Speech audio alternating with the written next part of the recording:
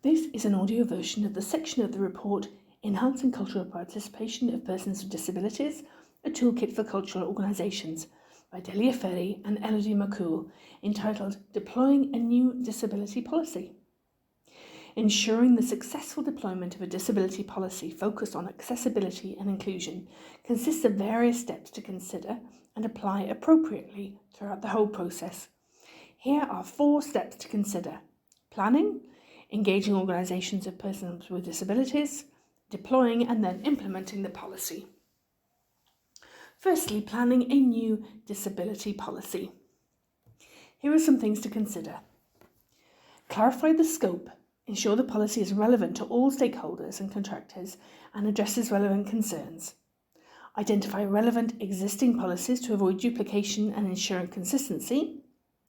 Build trust with stakeholders by prioritising a transparent, inclusive process with feedback to help build confidence and achievable goals before the deployment of a new policy. And define internal processes. This would include clarifying timelines, budget needs and deadlines for the policy deployment, establishing a credible process to involve persons with disabilities and relevant stakeholders during consultation, development, drafting and implementation phases, and planning resources for the process itself and for the deployment of the policy and for accessible formats such as easy to read, braille, video, etc. The second step then is engaging organisations of persons with disabilities. Here are a few points to consider. Contact the OPDs, Organisations of Persons with Disabilities, early to allow time for them to consider and respond to requests, as well as to identify the demands to best shape new policies.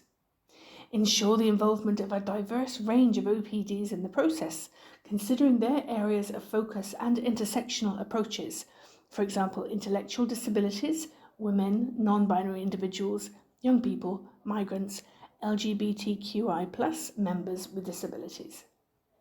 And to embed OPD's views in the process in order to be truly inclusive. Next step is deploying the policy. Here are some points to consider. Establish initial consultations with persons with disabilities working inside the organisation, OPDs, and stakeholders. Utilise working groups, advisory groups, or committees with clear terms of reference for ongoing input. Draft the policy document, including input from the consultation process and at least one round of further consultation.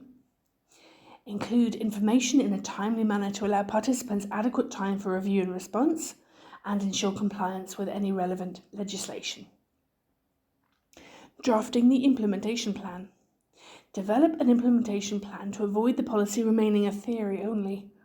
Identify staff members at all levels that should be involved in the participation process. And then set objectives. Establish short, medium and long-term targets for the policy to achieve its goals, and provide adequate training and raise awareness around the policy to ensure staff are prepared. The 4th step then is implementing the policy, and it'll be important here to monitor the impact of it. Ensure the policy leads to meaningful actions by allocating sufficient time, resources and personnel for implementation. Track progress and regularly assess the implementation of the policy, notably with the help of OPDs. And ensure data collection to check the efficacy of the policy.